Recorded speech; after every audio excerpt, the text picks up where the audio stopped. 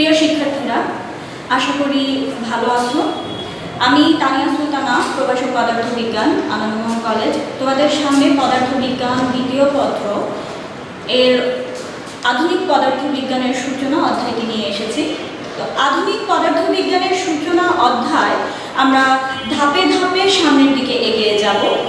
প্রথমেই আমাদের একটু জেনে নিতে হবে কেন আমরা পদার্থবিজ্ঞানের এই অংশটাকে আধুনিক পদার্থবিজ্ঞান হিসেবে বিবেচনা করছি। ঊনবিংশ শতাব্দীর শেষে এসে যখন বিজ্ঞানীরা তাদের বিগত সাফল্য এবং ব্যর্থতা হিসাব করতে গেলেন, তখন দেখলেন যে নিউটনিয়ান বলবিদ্যার সাহায্যে গতি সংক্রান্ত অধিকাংশ বিষয়গুলি খুব সুন্দরভাবে ব্যাখ্যা করা সম্ভব ছিল। এছাড়াও আরেকটা বিষয় খেয়াল করেন যে শুধুমাত্র যে কঠিন পদার্থ তা না, তরল এবং বায়বীয় পদার্থের ক্ষেত্রেও গতি সংক্রান্ত বিষয়গুলো কিন্তু নিউটনিয়ান মেকানিক্সের যে লসগুলো ছিল তার মাধ্যমে খুব সুন্দরভাবে ব্যাখ্যা করা যেত। পরবর্তীকালে ম্যাক্সওয়েলের তড়িৎচুম্বকীয় যে সমীকরণগুলো আছে এর মাধ্যমে একটা পদার্থের তড়িৎ ধর্ম, চুম্বক ধর্ম সম্পর্কেও ধারণা করা হয় এবং একই সাথে তড়িৎচুম্বকীয় তরঙ্গের যে ধারণাটা, সেই ধারণাটা ওই সময় একটু প্রতিষ্ঠা লাভ করে। তো এত সাফল্যের পরেও কিন্তু কিছু কিছু বিষয় ছিল যা এই পদার্থবিজ্ঞানটা ব্যাখ্যা করতে পারতো না। তার মাঝে কিছু বিষয় ছিল, যেমন ব্ল্যাক বডির রেডিয়েশনের কথাটা বলা হয়েছিল, গ্রহ নক্ষত্রের গতি সংক্রান্ত অনেক ধারণায় নর্মালি যে পদার্থবিজ্ঞানের সূত্রগুলো ছিল সেই বিষয়গুলোর সাথে কিছুটা বিচ্যুত লক্ষ্য করা যায়। তো ফলশ্রুতিতে বিজ্ঞানীরা আরও পরীক্ষা নিরীক্ষা করেন এবং পরবর্তীকালে আপেক্ষিকতার বিশেষ তত্ত্ব এবং আরও পরীক্ষা, কম্পটন ইফেক্ট, আলোর তড়িৎ ক্রিয়া, এই বিষয়গুলোর মাধ্যমে কিন্তু পদার্থবিজ্ঞানের একটা নতুন দ্বার উন্মোচিত হয় আমাদের সামনে এবং ফলশ্রুতিতে আধুনিক পদার্থবিজ্ঞানের ধারণাটা বিকাশ লাভ করে। এটা ছিল আধুনিক পদার্থবিজ্ঞানের সূচনার যে প্রারম্ভিক কথাবার্তা, সেই কথা। এখন কোনো বস্তুর গতি সংক্রান্ত বিষয় যখন আমরা ধারণা করতে যাব, তখন কিন্তু আমার একটা রেফারেন্স দরকার। যেমন আমি যদি আমার অবস্থানটা চিন্তা করি, আমার এখনকার অবস্থান নির্ণয় করার জন্য আমাকে কি চিন্তা করতে হবে, একটা একক যেমন প্রয়োজন, তেমনি আমি চিন্তা করতে পারি যে আমার পেছনে যে বোর্ডটা আছে, বোর্ড থেকে আমি ঠিক কতটুকু সামনে অবস্থান করছি। এক্ষেত্রে আমি 2 ফিট সামনে অবস্থান করতে পারি। আবার দেখা যাচ্ছে আমার হাতে যে মার্কারটা আছে, মার্কারের অবস্থানটা কেমন হবে সেটাও কিন্তু আমি কোনো একটা বস্তুর সাপেক্ষে বা প্রসঙ্গ অবস্থানের সাপেক্ষে কিন্তু আমাকে নির্ণয় করতে হবে। তো পরিমাপ সংক্রান্ত এই বিষয়গুলোর জন্য আমরা প্রসঙ্গ কাঠামো ধারণাটা নিয়ে চলে আসি, যার সাপেক্ষে কোনো বস্তুর গতি সংক্রান্ত বিষয় বা কোনো বস্তুর অবস্থান নির্ণয় করা হয়, সেই বস্তুটাকে বলা হচ্ছে প্রসঙ্গ কাঠামো। তো এখানে আমার একটা বিষয় চলে আসলো, আমি এই অংশে একটা নতুন শব্দ শিখেছি, সেটা হচ্ছে প্রসঙ্গ কাঠামো বা রেফারেন্স ফ্রেম। এই যে প্রসঙ্গ কাঠামো, এই প্রসঙ্গ কাঠামোটাকে আমি আবার দুইটা ভাগে বিভক্ত করতে পারি। একটা জড় প্রসঙ্গ কাঠামো আর একটা গিয়ে অজড় প্রসঙ্গ কাঠামো। একটা কাঠামোকে যখন আলাদা করছি যে জড় প্রসঙ্গ কাঠামো এবং অজড় প্রসঙ্গ কাঠামো, তখন কিন্তু আমার চিন্তা করতে হবে আসলে কেন আমি এটাকে জড় প্রসঙ্গ কাঠামো বলছি এবং কেনই বা আমি এটাকে অজড় প্রসঙ্গ কাঠামো বলছি, সেই প্রশ্নটা কিন্তু আমাদের মনে এমনিতেই চলে আসে। তো শিক্ষার্থীরা, এক্ষেত্রে জড় প্রসঙ্গ কাঠামো আমি জাস্ট তোমাদের শর্ট করে এখানে বলে দিচ্ছি। প্রথমটা জড় প্রসঙ্গ কাঠামো বা ইনার্শিয়াল রেফারেন্স ফ্রেম, এবং আরেকটা পেয়েছি আমরা অজড় প্রসঙ্গ কাঠামো। অজড় প্রসঙ্গ কাঠামো বা নন ইনার্শিয়াল রেফারেন্স ফ্রেম। এখন জড় প্রসঙ্গ কাঠামো এবং অজড় প্রসঙ্গ কাঠামোর কিন্তু একটা বেসিক পার্থক্য আছে, যার উপর ডিপেন্ড করে আমরা তাকে জড় প্রসঙ্গ কাঠামো বলছি এবং অজড় প্রসঙ্গ কাঠামো বলছি। একটা কাঠামো তখনই জড় প্রসঙ্গ কাঠামো বলা হচ্ছে সে যখন সমদ্রুতিতে গতিশীল হচ্ছে তার প্রসঙ্গ কাঠামোর সাপেক্ষে। বা এবং এখানে আরেকটা বিষয় হচ্ছে যে নিউটনের যে গতির প্রথম সূত্র, যেটাকে আমরা বলছি জড়তার সূত্র, সূত্রটা আমরা জানি কি? সূত্রটা জানি বাহ্যিক কোনো বল প্রয়োগ ব্যতি রেখে কোনো বস্তুকে কিন্তু স্থির অবস্থান থেকে গতিশীল করা যায় না, অনেক মানে জড়তার যে সূত্রটা। তাহলে প্রথম সূত্রটার ক্ষেত্রে এই নিউটনের গতির প্রথম সূত্রটা কিন্তু কার্যকর থাকবে। এবং এক্ষেত্রে দেখো একটা খুব সুন্দর উদাহরণ দিতে পারি, যেমন হচ্ছে একটা স্থির বাসের ভেতর আমি একটা বল রেখে দিলাম।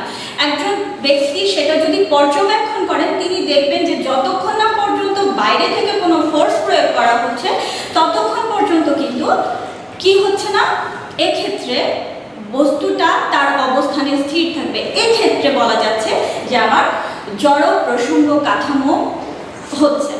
আর অজড় প্রসঙ্গ কাঠামোর ক্ষেত্রে কিন্তু নিউটনের এই যে গতির জড়তার সূত্রগুলো প্রযোজ্য নয়, এবং কোনো বস্তুর যদি ত্বরণ থাকে, মন্দন থাকে, ঘূর্ণন গতি থাকে, তাহলে সেই ধরনের বস্তুটাকে আমরা বলতে পারি অজড় প্রসঙ্গ কাঠামো। সেই কাঠামোটাকে আমি অজড় প্রসঙ্গ কাঠামো বলে থাকি, আমরা বলি।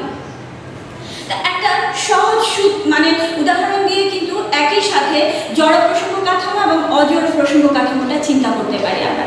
সেটার ক্ষেত্রে দেখো যে একটা বাসের ভেতর, বাসটা স্থির অবস্থায় আছে, স্থির অবস্থায় তার ভেতরে আমি একটা বল রেখে দিলাম। একজন পর্যবেক্ষক যদি থাকে, পর্যবেক্ষক দেখবে যে হ্যাঁ এক্ষেত্রে প্রাথমিকভাবে বস্তুটা স্থির অবস্থায় আছে, সে কি হলো? জড় প্রসঙ্গ কাঠামো। যখন বাসটা চলতে শুরু করলো, চলতে শুরু করার ফলশ্রুতিতে কি হবে? বলটা পেছনের দিকে চলে যাবে এবং বাসকে সামনের দিকে এগিয়ে যাবে। এক্ষেত্রে কি মনে হবে যে আসলে নর্মালি আমি যদি চিন্তা করি বাইরে থেকে তো কোনো আমি ফোর্স প্রয়োগ করিনি, তাহলে আমার কি মনে হচ্ছে যে আচ্ছা ঠিক আছে, এই বাসের গতির জন্য বাসটা সামনের দিকে এগিয়ে গেল, আর বলটা যেহেতু জড়তার সূত্রটা এর মাঝে আছে, বলটা তার নিজ অবস্থানেই আছে, যার জন্য বাসের পেছনে চলে গেল। আসলে বলটা তার স্থির অবস্থায় আছে, এরকম একটা ধারণা চলে আসে। তো পরবর্তীতে বাসটা যখন হচ্ছে সমদ্রুতিতে গতিশীল অবস্থায় থাকে, তখন কি হলো? আবার তোমার জড় প্রসঙ্গ কাঠামো বিবেচনা করা যাচ্ছে, এবং একটা সময় গিয়ে বাস যখন সামনে গিয়ে থেমে যাবে, তখন দেখা গেল যে বলটা আবার সামনের দিকে চলে যাচ্ছে। এক্ষেত্রে আবার অজড় প্রসঙ্গ কাঠামো হয়ে যাবে। তাহলে এই যে বিষয়গুলো, এই বিষয়গুলো থেকে কিন্তু আমরা বলতে পারছি যে কোনটা জড় প্রসঙ্গ কাঠামো এবং কোনটা অজড় প্রসঙ্গ কাঠামো। এখন আরেকটা বিষয় চলে আসে, তাহলে এই সব ধারণা থেকে আমরা কি বলতে পারি না যে আমাদের যে এই পৃথিবী আছে, পৃথিবী একটা অজড় প্রসঙ্গ কাঠামো? কিন্তু এক্ষেত্রে আসলে কিছু ব্যতিক্রম আছে।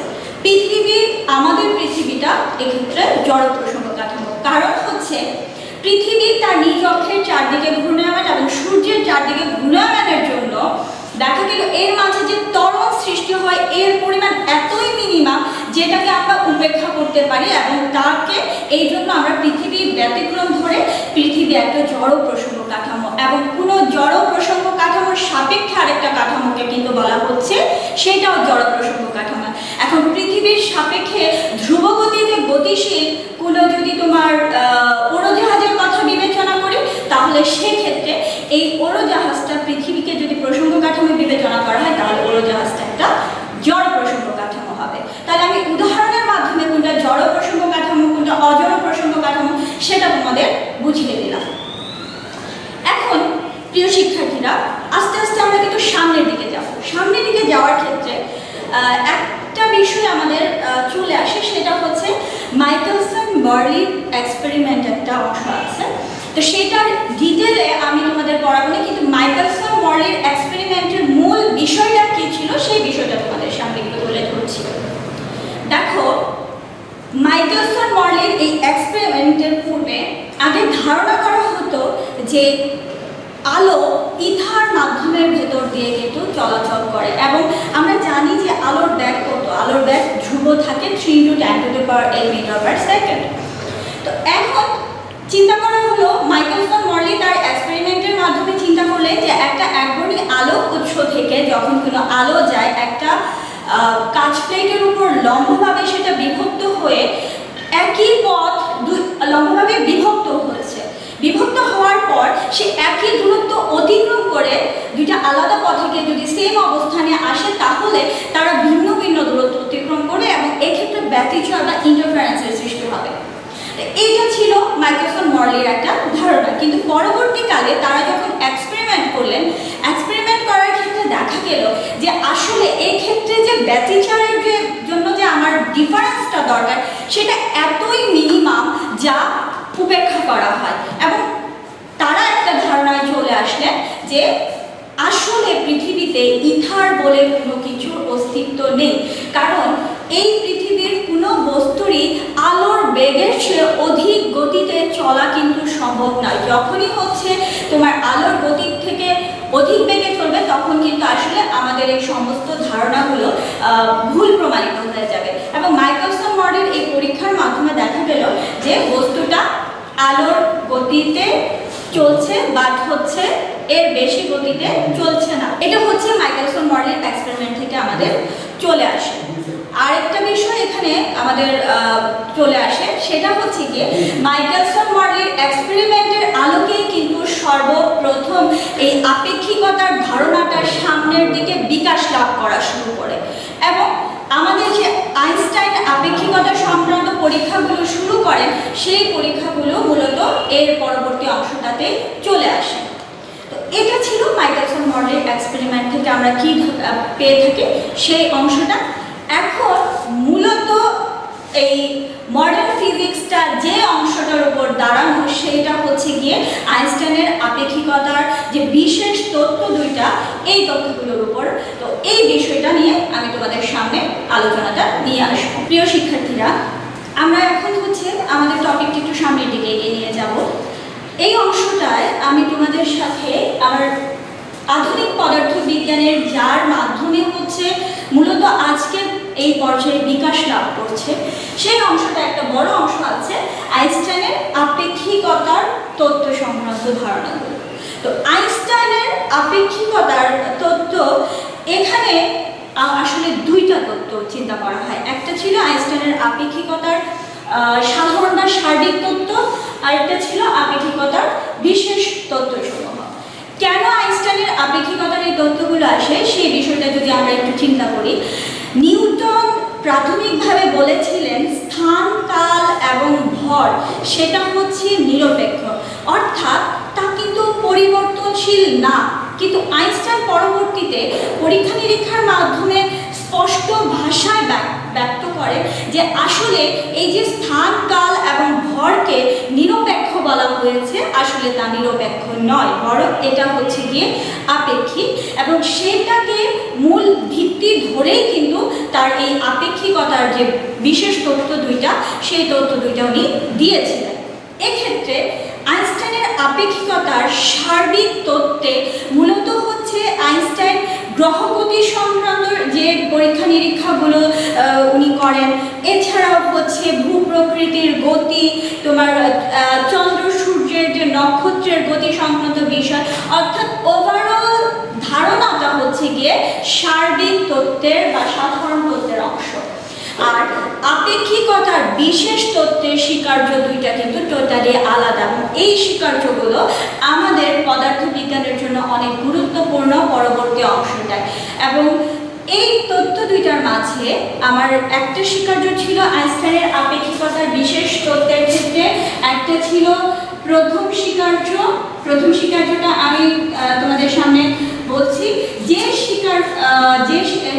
একটা হচ্ছে প্রথম স্বীকার্য এবং আরেকটা হচ্ছে দ্বিতীয় স্বীকার্য। স্বীকার্যগুলো আমি তোমাদের সামনে বলে দিচ্ছি, তুলে ধরছি যে আসলে কেন বলা হচ্ছে। প্রথম স্বীকার্যে আইনস্টাইন বলেছিলেন যে শূন্য স্থানে সকল জড় প্রসঙ্গ কাঠামোতে আমার পদার্থবিজ্ঞানের যে সূত্রগুলো আছে, পদার্থবিজ্ঞানের সূত্রগুলো কিন্তু একই রূপ থাকবে। দ্যাট মিনস এক্ষেত্রে আমি এইখানে ধরো একটা প্রসঙ্গ কাঠামো বিবেচনা করছি, এস এবং এক্স অক্ষ, ওয়াই অক্ষ, জেড অক্ষ। আরেকটা প্রসঙ্গ কাঠামো আমার বিবেচনা করা হচ্ছে, আমি এখানেই ধরলাম আরেকটা প্রসঙ্গ কাঠামো বিবেচনা করছি যেটাকে বলা হচ্ছে এক্স প্রাইম, এটাও হচ্ছে এক্স অক্ষ, ওয়াই অক্ষ এবং জেড অক্ষটা প্রাইম দিয়ে দিচ্ছি। তো এই প্রসঙ্গ কাঠামোর ক্ষেত্রে এখানে দেখা যাচ্ছে যে পদার্থবিজ্ঞানের সূত্রগুলোর কথা যেখানে বলা হচ্ছে, অর্থাৎ এস কাঠামোতে যদি আমার F = m এর যে সূত্রটা আছে এই সূত্রটা S প্রাইম কাঠামোর ক্ষেত্রেও কিন্তু F = ma হবে প্রাইম ধরে নিলে।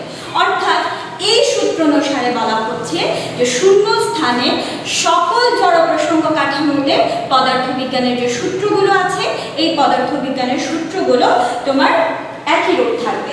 এটা প্রথম সূত্র। দ্বিতীয় শিক্ষার্থীদের ক্ষেত্রে আমি যাই, দ্বিতীয় শিক্ষার্থীটা তোমাদের সামনে তুলে ধরছি। দ্বিতীয় শিক্ষার্থীটা মূলত হচ্ছে গিয়ে আলোর যে দ্রুতি আছে, আলোর দ্রুতি সংক্রান্ত সূত্রটা আছে সেই সূত্রটা। এখন এই সূত্রটা কি বলা হয়েছিল আমি এখানে বলি। দ্বিতীয় শিক্ষার্থী দ্বিতীয় শিক্ষার্থীর ক্ষেত্রে বলা হচ্ছে যে শূন্যস্থানের সকল পর্যবেক্ষকের কাছে আলোর যে বেগ আছে আলোর বেগ সর্বদা একই থাকবে। স্বীকার্য কিন্তু মূল কথাটা হচ্ছে, তাহলে প্রথম স্বীকার্যটা হচ্ছে আপেক্ষিকতার নীতি সংক্রান্ত এবং দ্বিতীয় স্বীকার্যটা কি মূলত আলোর বেগ নিয়ে কথা বলা হচ্ছে এবং শূন্যস্থানে সকল জড় প্রসঙ্গ কাঠামোতে আলোর বেগটা সবসময় ধ্রুব থাকবে এই কথাটা বলা হয়েছে। বাট এই অংশটি কিন্তু আমরা সাধারণ যে পদার্থবিজ্ঞানের যে ধারণা সেই ধারণার সাথে একটু ভিন্ন রকম মনে হয়, সেটা একটু তোমরা দেখো। এটার ক্ষেত্রে ধরো আমি চিন্তা করলাম পি কিউ এবং আর, পি কিউ আর তিনজন পর্যবেক্ষক চিন্তা করলাম এবং এই তিনজন পর্যবেক্ষক তোমার তিনটা প্রসঙ্গ কাঠামোর কথা চিন্তা করে, একটা হচ্ছে Q1, একটা হচ্ছে Q2 এবং একটা হচ্ছে Q3। এই তিনটা প্রসঙ্গ কাঠামোতে অবস্থান করছে আমি চিন্তা করলাম। তো এই ক্ষেত্রে দেখা গেল যে এইখানে তোমার পি যে পর্যবেক্ষক আছে, পি পর্যবেক্ষক দেখলে যে পি থেকে আলোর দ্রুতিটা c/4 বেগে কিউ এর দিকে যাচ্ছে, এটা অংশ। এবং আবার দেখলেন যে আর পর্যবেক্ষক পি পর্যবেক্ষকের দিকে আলো চলে আসতেছে সেম ভাবে c/4 বেগে।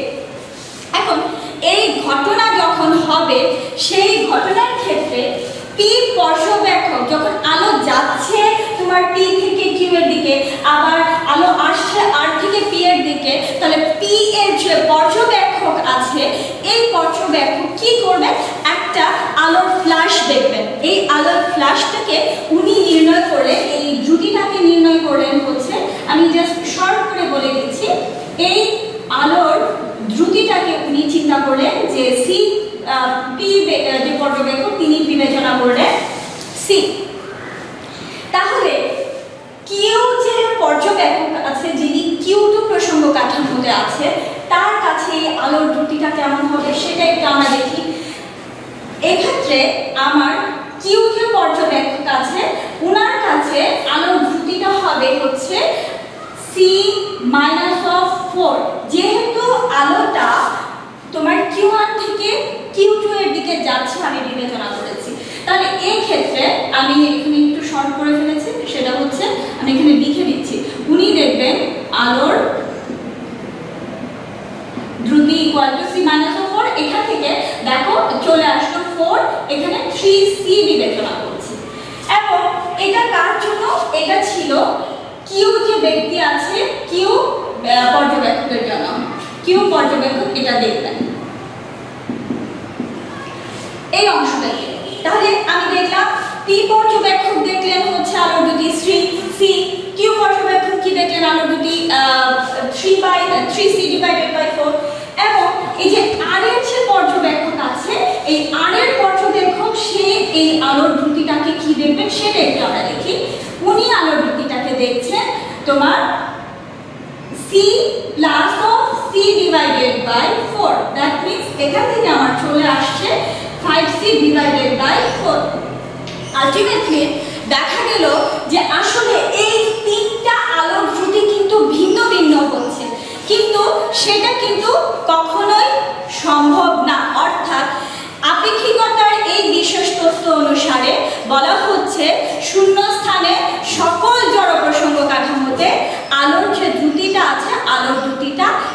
এরকম থাকবে এবং এটা ছিল আইনস্টাইনের আপেক্ষিকতার বিশেষ তত্ত্ব দুইটার আরেকটা তত্ত্ব। এখন আমরা এই আপেক্ষিকতার তত্ত্বের আলোকে আমরা কিন্তু পরবর্তীতে গ্যালিলিও যে ট্রান্সফরমেশন ছিল, লরেন্স ট্রান্সফরমেশন, কার্ল-ভিগান ধ্রুব সংকোচন, এই বিষয়গুলো তোমাদের সামনে তুলে ধরব। এ পর্যায়ে আমরা গ্যালিলিও রূপান্তরটা দেখব। গ্যালিলিও রূপান্তরের ক্ষেত্রে দেখো, কোনো ঘটনা যদি হচ্ছে দুইটা পৃথক স্থানাঙ্ক পৃথক কাঠামোতে সংঘটিত হয়, এই পৃথক কাঠামোতে সংঘটিত হলে তাদের আলাদা আলাদা স্থানাঙ্ক ব্যবস্থা কিন্তু পাওয়া যাবে এবং এই স্থানাঙ্ক দুইটার মাঝে যে সম্পর্ক নির্ণয়ের যে রূপান্তর সমীকরণগুলো আছে সেগুলি মূলত হচ্ছে গ্যালিলিয়ান ট্রান্সফরমেশন ইকুয়েশন বা গ্যালিলিয়ান রূপান্তর সমীকরণের কথা বলা হচ্ছে।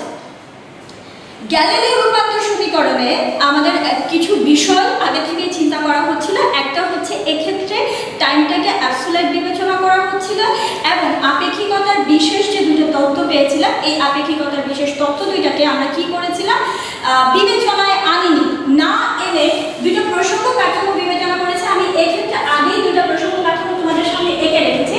একটা হচ্ছে এস প্রসঙ্গ কাঠামো, আরেকটা হচ্ছে এস প্রাইম প্রসঙ্গ কাঠামো। এস প্রাইম কাঠামোটা এস কাঠামোর সাপেক্ষে ভি দ্রুতিতে গতিশীল অবস্থায় আছে, এটা আমরা জানি। তো একজন পর্যবেক্ষক একটা ঘটনা পর্যবেক্ষণ করলে এক্স কাঠামোর সাপেক্ষে P equal to X Y Z এবং হচ্ছে এস প্রাইম কাঠামোর সাপেক্ষে হচ্ছে P equal to X prime Y prime এবং হচ্ছে জেড প্রাইম। তাহলে এক্ষেত্রে প্রাথমিকভাবে যেহেতু সময়টা একই ছিল এবং দুইটার মূল বিন্দুটা ছিল সেম, আমি ও বিবেচনা করে নিয়েছি এই দুইটা। তো এখন আরেকটা বিষয় চিন্তা করা হচ্ছে, কাঠামোটা কি বলেছে আমি আগে, এক্স অক্ষ বরাবর গতিশীল আছে। যেহেতু এক্স অক্ষ বরাবর গতিশীল আছে, তার কিন্তু তাহলে ওয়াই অক্ষ বরাবর এবং জেড অক্ষ বরাবর কোনো আপেক্ষিক বেগ নেই, এটা আমরা জানি। আরেকটা বিষয় খেয়াল করতে হবে যে দেখো, একটা ঘটনা দুইজন পর্যবেক্ষণ করছেন। আমি যদি আমার অবস্থানের কথা চিন্তা করি এবং আমার পাশে আরেকজন পর্যবেক্ষকের কথা চিন্তা করছি, একটা ঘটনা ঘটলো, আমি যদি এক্ষেত্রে সময় নির্ণয় করি টি, আরেকজন ব্যক্তি যিনি নির্ণয় করছেন তিনিও কিন্তু হচ্ছে একই সময় নির্ণয় করবেন, সময়ের কিন্তু ডিফারেন্স হচ্ছে না। তাহলে এক্ষেত্রে উনি যদি টি প্রাইম নির্ণয় করেন, আমার কিন্তু এখানে আমি আপেক্ষিক বেগ যেহেতু নেই, সেক্ষেত্রে আমি লিখতে পারছি y prime is equal to y, z prime is equal to z এবং t prime is equal to t. এই অংশটা আমি আগেই লিখে ফেলতে পারছি। গ্যালিলিয়ান ট্রান্সফরমেশনের ক্ষেত্রে আমার আরেকটা বিষয় এখন খেয়াল রাখতে হচ্ছে যে বস্তুটা কি হচ্ছে, প্রসঙ্গ কাঠামোটা ভি দ্রুতিতে গতিশীল অবস্থায় আছে। এস কাঠামোর সাপেক্ষে দূরত্ব কত, এক্স অক্ষ বরাবর যেটা ছিল, এবং এই যে অংশটা কতটুকু সময়ে যাচ্ছে, সে টি সময়ে যাচ্ছে। তাহলে আমি এই দূরত্বটা কি নির্ণয় করতে পারি, এই অংশটুকু যেটা তার এই তোমার হচ্ছে তার দূরত্ব কত, ভিটি পরিমাণ দূরত্ব আছে। তাহলে এক্ষেত্রে আমি কি লিখতে পারি, x prime is equal two total দূরত্ব ছিল এক্স এবং এই অংশটুকু যেতে যেহেতু আমার ভিটি পরিমাণ দূরত্ব অতিক্রম করতে হচ্ছে, দূরত্ব অতিক্রম করছে, তাহলে কিন্তু আমার ট্রান্সফরমেশনের রূপটা চলে আসে এইরকম এবং এই ট্রান্সফরমেশনটাকে আমার বলা হচ্ছে গ্যালিলিও। এখন একটা বিষয় মাথায় রাখতে হবে, কেন আমাদের গ্যালিলিয়ান রূপান্তর সমীকরণ দরকার। গ্যালিলিয়ান রূপান্তর সমীকরণ সাধারণ যে পদার্থবিজ্ঞান আছে, সাধারণ পদার্থবিজ্ঞানের সূত্রগুলোকে কিন্তু খুব সুন্দরভাবে সে ব্যাখ্যা প্রদান করতে পারছে। বা যখনই আমি কোনো বস্তুর তড়িৎ ধর্ম এবং চৌম্বক ধর্ম নিয়ে আলোচনা করতে চাই, তাহলে এই সূত্রগুলো দিয়ে কিন্তু আমি অ্যাপ্রোপ্রিয়েট রেজাল্টটা পাচ্ছি না। তার মানে এখানে অবশ্যই আমার একটা অংশে কিছু না কিছু প্রবলেম আছে, যার জন্য পরবর্তীতে এই সূত্রের আলোকেই কিন্তু লরেন্সের যে ট্রান্সফরমেশন আছে, লরেন্স ট্রান্সফরমেশনটা চলে আসে। মূলত হচ্ছে বিজ্ঞানী আইনস্টাইন লরেন্সের যে সমীকরণগুলো আছে, লরেন্স সমীকরণের উপর ভিত্তি করে তিনি কি করেন, আপেক্ষিকতার কতগুলো তথ্যর পরীক্ষা করেন এবং পরবর্তীকালে এই অংশটার মাধ্যমে তিনি পরবর্তীতে কার্ল-ভিগান, ধ্রুব সংকোচন, ভরের আপেক্ষিকতা এবং হচ্ছে স্কয়ার সমস্ত কিছু ধারণাটা নিয়ে চলে আসে। তাহলে এই ক্ষেত্রে আমাদের গ্যালিলিয়ান ট্রান্সফরমেশনের কি প্রবলেম আছে সেটা আমরা আসলে দেখব গিয়ে লরেন্স ইকুয়েশনের ক্ষেত্রে। এখন আমরা লরেন্স ট্রান্সফরমেশনের দিকে যাব। দেখো এর আগে আমরা গ্যালিলিয়ান ট্রান্সফরমেশন কিন্তু দেখেছিলাম। লরেন্স ট্রান্সফরমেশনের ক্ষেত্রে আমাদের যেটা হয়েছে, আমরা সময়টাকে অ্যাবসোলিউট বিবেচনা করব না, এবং আরেকটা বিষয় যে আপেক্ষিকতার বিশেষ তত্ত্ব দুইটা আছে, আপেক্ষিকতার বিশেষ তত্ত্ব দুইটাকে বিবেচনায় এনে দুইটা প্রসঙ্গ কাঠামোর স্থানাঙ্ক ব্যবস্থার মাঝে যে সম্পর্কগুলো আছে সেই সম্পর্কগুলো মূলত হচ্ছে লরেন্স যে ট্রান্সফরমেশন আছে এই ট্রান্সফরমেশনের অংশ। এখন এক্ষেত্রে সেম ভাবে প্রতিটার ক্ষেত্রে কিন্তু আমি ফিগারটা আগেই রেখে দিয়েছি। আমি এস প্রসঙ্গ কাঠামো, এস প্রাইম প্রসঙ্গ কাঠামো, এস প্রাইম কাঠামোটা হচ্ছে ভি ধ্রুতিতে গতিশীল অবস্থায় আছে সেটা বিবেচনা করলাম। এখন প্রাথমিকভাবে কোনো দুইটা প্রসঙ্গ কাঠামোয় তোমার T equal to T prime equal to T equal to 0 অবস্থানে আছে বিবেচনা করে, অর্থাৎ দুইটারই মূল বিন্দু আছে হচ্ছে গিয়ে তোমার ও অবস্থানে। একটা ঘটনা সংঘটিত হলো এবং সেটার ক্ষেত্রে আমি স্থানাঙ্ক বিবেচনা করলাম হচ্ছে পি, এবং এই স্থানাঙ্কটাকে এস অক্ষ যে এখানে যে পর্যবেক্ষক আছে সেই পর্যবেক্ষক বিবেচনা করলেন এক্স ওয়াই জেড, এবং এক্স প্রাইম কাঠামোর পর্যবেক্ষক বিবেচনা করলেন এক্স প্রাইম ওয়াই প্রাইম এবং হচ্ছে জেড প্রাইম। এখন এই ক্ষেত্রে এই যে ও যে আছে ও অবস্থা থেকে ওপি এর তরঙ্গ মুখের যে সমীকরণটা আছে এস কাঠামো বরাবর, এই সমীকরণটা কেমন হবে আমি তোমাদের দেখিয়ে দিচ্ছি।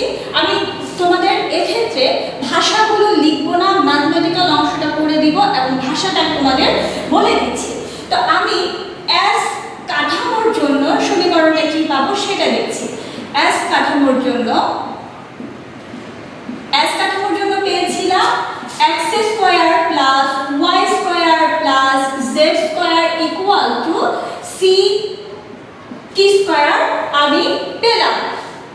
এটাকে আমি দিচ্ছি ইকুয়েশন নাম্বার 1, এবং এস প্রাইম কাঠামোর জন্য এই সমীকরণটাই আসবে x prime square y prime square z prime square equal to c square. যেহেতু আমার ব্যাগটা ধ্রুবক সেই জন্য সেম থাকবে।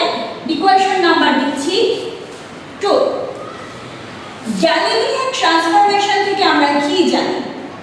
গ্যালিলিও রূপান্তর হতে আমরা জানি কি? আমরা জানি যে x prime is equal to x minus of vt, y prime is equal two y, z prime is equal two z এবং t prime equal two t। এটা ছিল গ্যালিলিয়ান যে ট্রান্সফরমেশন আছে, গ্যালিলিয়ান ট্রান্সফরমেশন। এই মানগুলোকে যদি আমি এই যে 2 নাম্বার ইকুয়েশনে বসাই তাহলে সমীকরণটা কেমন হবে? তাহলে আমি লিখি 2 নং হতে আমার সমীকরণের রূপটা কেমন আসলো একবারে করে দিচ্ছি শর্ট করার জন্য। আমি সরাসরি লিখছি x square minus of 2x vt plus of v square t square plus তোমার চলে আসলো হচ্ছে y square plus z square equal to c square t square. সেখান থেকে x square plus y square plus z square equal to c square t square plus 2x vt plus of plus না sorry এখানে minus হবে minus of v square t square. এটাকে আমি আরেকটা equation number দিলাম, সেই ইকুয়েশন নাম্বারটা আমার চলে আসলো 3 নাম্বার ইকুয়েশন। তাহলে এই ক্ষেত্রে দেখা যাচ্ছে যে যেহেতু এখানে কি y অক্ষ এবং z অক্ষ বরাবর আপেক্ষিক বেগ নেই, তাহলে আমি কি লিখতে পারছি? y অক্ষ এবং z অক্ষ বরাবর আপেক্ষিক বেগ না থাকলে আমি এখানে কি লিখতে পারছি? এখানে লিখি আমি y ও z অক্ষ বরাবর আপেক্ষিক বেগ নেই। তাহলে আমি এখানে কি লিখতে পারছি? সুতরাং আমি লিখতে পারছি না যে y prime is equal two y এবং হচ্ছে z of prime is equal two z, এটা লিখতে পারি। এখন এই ক্ষেত্রে একটা বিষয় আমার বলা ছিল, টাইমটাকে কিন্তু আমি অ্যাবসোলিউট বিবেচনা করি নাই। দ্যাট মিন্স এই ক্ষেত্রে আমার একটা অংশ চলে আসে, সেটা হচ্ছে এই অংশটার ক্ষেত্রে t is not equal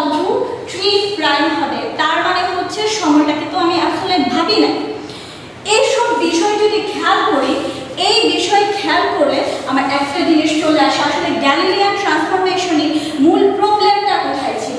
তাহলে এই যে অংশটা, এই অংশটাতে কিন্তু আমার গ্যালিলিয়ান ট্রান্সফরমেশনে আমার এটাকে পরিবর্তন করতে হবে। এখন এইটার যে পরিবর্তনটা করার জন্য, এইটার ভুলটা সংশোধন করার জন্য তার সাথে কি করব, আমি একটা কনস্ট্যান্ট নাম্বার ধরে নিব। আমি কনস্ট্যান্ট নাম্বার ধরে নেওয়ার ক্ষেত্রে আমার কি বলা হচ্ছে যে আমি এখানে ধরে নিলাম এক্ষেত্রে গ্যালিলিয়ান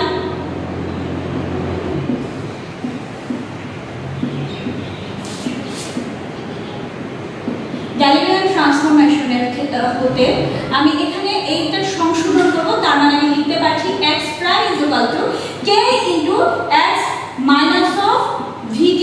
আমি এই অংশটা লিখে নিচ্ছি এবং এখান থেকে আমি আরেকটা ইকুয়েশন ধরে, এটাকে আমি একটা ইকুয়েশন নাম্বার দিই, এটাকে আমি ধরে দিলাম হচ্ছে 4 নাম্বার ইকুয়েশন।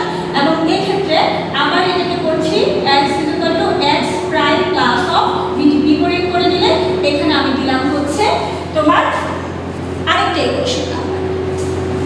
তাহলে x প্রাইম এবং x আমি আলাদা আলাদাভাবে কনস্ট্যান্ট ধরে নির্ণয় করতে পারি।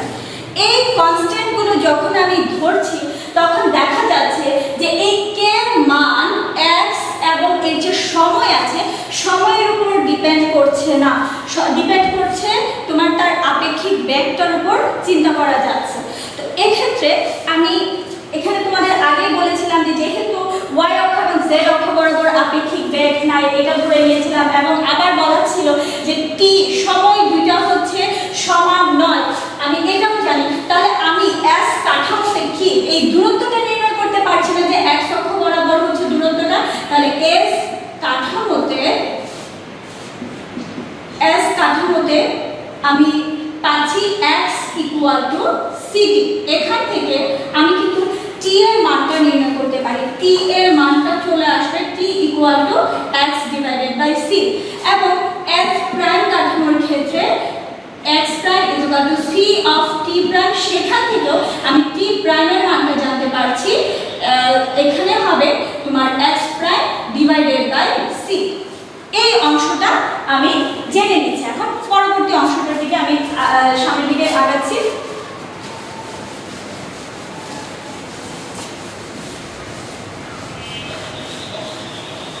আচ্ছা, আমাদের এই পর্যন্ত ছিল। পরবর্তী অংশটার ক্ষেত্রে দেখা যাচ্ছে যে এখন আমি t এর তো মান জানি, তাহলে আমি 4 নম্বর ইকুয়েশন এবং 5 নম্বর ইকুয়েশনে কিন্তু আমি t এবং t প্রাইমের মান বসাতে পারি। তাহলে প্রথমে আমি লিখছি হচ্ছে তোমার 4 নম্বর হতে 4 নম্বর ইকুয়েশনে যখন আমি t এর মানটা বসাবো তখন x prime equal to k into x minus of v, t এর পরিবর্তে আমি লিখতে পারছি x divided by c। Short করে ফেলছি x prime divided by x equal to k into 1 minus of v divided by c। এটাকে আমি দিয়ে দিলাম হচ্ছে 6 নম্বর ইকুয়েশন। আবার 5 হতে 5 নম্বর ইকুয়েশন হতে একইভাবে আমি তোমাদের করে দিচ্ছি x equal to k into x prime plus of v, t প্রাইমের পরিবর্তে আমার চলে আসবে x prime divided by c। এখান থেকে চলে আসবে x by x prime equal to k into 1 plus v divided by c। এটা আরেকটা ইকুয়েশন। দেখো দুইটি ইকুয়েশন আমি গুণ করে দিলাম। গুণ করে দিলে আমার কি চলে আসবে? গুণ করে দিলে আমি খুব শর্ট ভাবে করে নিচ্ছি। 1 ইকুয়াল টু তোমার চলে আসলো k square 1 minus of v square divided by c square. সেখান থেকে আমি কি নির্ণয় করতে পারি? k equal to root over 1 by root over 1 minus of v square divided by c square. আমরা তাহলে k এর মান জানি। গ্যালিলিয়ান ট্রান্সফরমেশনে আমাদের x এর কথা, x প্রাইমের কথা বলা ছিল। তাহলে আমি এই k এর মানটা যদি 4 নম্বর ইকুয়েশনে বসাই তাহলে আমি লিখতে পারি সুতরাং 4 নং হতে আমি কি পাচ্ছি? x প্রাইম ইকুয়াল টু তোমার x minus of vt divided by root over 1 minus of v square divided by c square. তার মানে গ্যালিলিয়ান ট্রান্সফরমেশনের যে এক্স অক্ষ বরাবর আমার যে প্রবলেমটা ছিল সেটা কিন্তু কনস্ট্যান্টের মাধ্যমে আমি সেটা আমার প্রবলেমটাকে সলভ করতে পারলাম। গ্যালিলিয়ান ট্রান্সফরমেশনে আরেকটা বিষয় ছিল, সময়ের বিষয়টা ছিল। তাহলে এখন আমি চিন্তা করি যে সময়ের অংশটার ক্ষেত্রে আমি কিভাবে করব। দেখো এই ক্ষেত্রে আমরা কি জানি, এক্ষেত্রে আমার টি প্রাইম নির্ণয় করতে হবে। আমরা কি জানি দেখো, আমরা জানি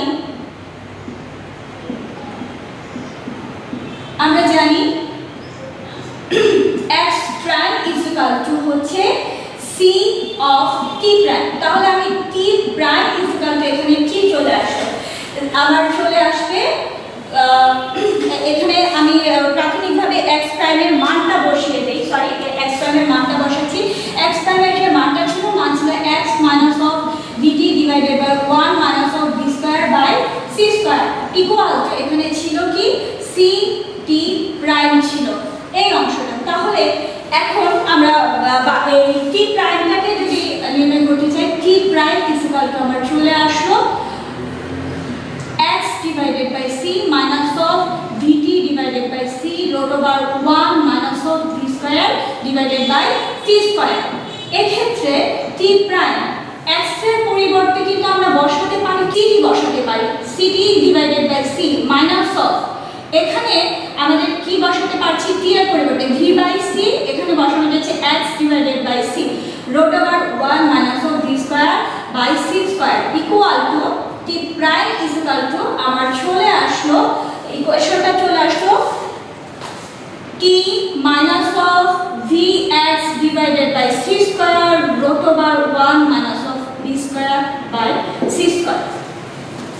তাহলে আমার গ্যালিলিয়ান ট্রান্সফরমেশনের যে দুইটা অংশ, একটা ছিল x প্রাইম এবং আরেকটা ছিল হচ্ছে t প্রাইম, দুটাকে আমি সলিউশনটা করতে পারলাম। এখন যদি আমি টোটাল লরেঞ্জের যে সমীকরণগুলো আছে সেই সমীকরণগুলোকে তোমার একসাথে দেখাই, তাহলে আসলে লরেঞ্জের যে ইকুয়েশনগুলো আছে সেই ইকুয়েশনগুলো কেমন হবে সেটা একটু আমি তোমাদের সামনে দেখিয়ে দিচ্ছি। তো এখানে দেখো, তাহলে পরবর্তী অংশতে আমার লরেঞ্জের যে রূপান্তর সমীকরণটা আছে সেটা হচ্ছে x prime is equal to x minus of vt root over 1 minus of v square divided by c square, y prime is equal to y, z prime is equal to z এবং t of prime is equal to t minus of vx divided by c square root over 1 minus of v square divided by c square। এই যে ইকুয়েশনগুলো আছে এই equation চারটাকে বলা হচ্ছে Lorenz রূপান্তর সমীকরণ। Lorenz রূপান্তর সমীকরণের এই অংশটা হচ্ছে, আমি আবার বলে দিচ্ছি, এটা হচ্ছে লরেঞ্জ রূপান্তর সমীকরণ। পরবর্তী অংশটায় এখানে আরেকটা বিষয় চলে আসে, বিপরীত লরেঞ্জ রূপান্তরগুলো কি হবে। বিপরীত লরেঞ্জ রূপান্তর জাস্ট এই সমীকরণগুলোর ক্ষেত্রে আমি দেখো, তাহলে x is equal to x prime plus of vt divided by root over 1 minus of v square divided by c square, y equal to y of prime, z is equal to z of prime এবং এখান থেকে আসবে t is equal to তোমার t prime plus of vx divided by c square root over 1 minus of v square by c square। এটা হচ্ছে গিয়ে তোমার বিপরীত লরেঞ্জ রূপান্তর সমীকরণ। তাহলে এক্ষেত্রে আমরা কি প্রমাণ করলাম যে আসলে এই ক্ষেত্রে আমার সময়টা কি ছিল না, অ্যাবসলিউট ছিল না এবং আপেক্ষিকতার বিশেষ তথ্য দুইটা এখানে বিবেচনা করা হয় এবং এই দুইটা সমীকরণের আলোকেই কিন্তু আইনস্টাইন পরবর্তীতে তার বাকি যে সূত্রগুলো আছে, বাকি যে অংশগুলো আছে সেগুলো প্রমাণ করে।